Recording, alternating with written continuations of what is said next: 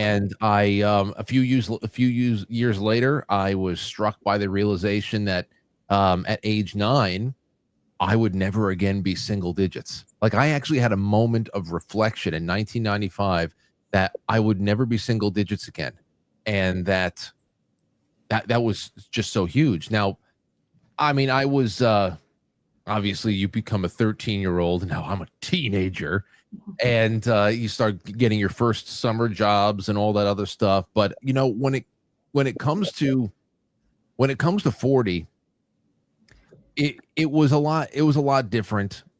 It was a lot different from the standpoint that I looked around. I mean, I Lauren and I, we got married in our 30s. We moved in together. There were reasons to be excited for every new plateau, and the 30s brought professional independence, as you said, fatherhood, the current studio location that I'm in, as well as I don't know, bearing witness to all kinds of history being made and being like conscious of about it, instead of just having the world go on around you and you're just focused on your little child existence. And then came 40, and I feel strong. I feel physically strong, mentally sharp. I feel energetic. I feel full of life. I've got love. I've got vigor. I'm brimming with new ideas. But 40 is different in one major way, and it was the first time that I heard a phrase that I've seen you use a lot over the years, Tim, and that is prayer and penitence.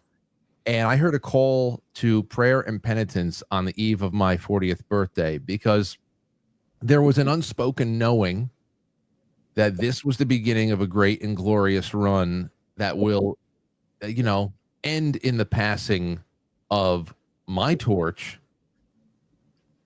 to some other generation, one that we were never meant to hold on to forever, that torch. And on Sunday, March 31st, Lauren surprised me with a gathering of friends. I thought we were going to have a nice, chill 31st together, my birthday being on the 2nd. So that Sunday before was, just going to be, the only day that I really get a chance to chill out. I said, well, I was thinking about all of the movies we might be able to watch and all that stuff. And Lauren surprised me with this huge gathering of friends, and people just started coming in waves. And whereas I did my fair share of socializing, I often found myself quietly just absorbing the room and admiring just the generations of people who were there. I was missing those who were gone and contemplating my place among them all. And I think every man and woman can most accurately measure their true wealth in a setting like that, when you account for all the people that you could count on if you were ever in a pinch, or if you ever wanted to just share the room with somebody. And I think that's just that's it. Perspective can be a bitch sometimes, but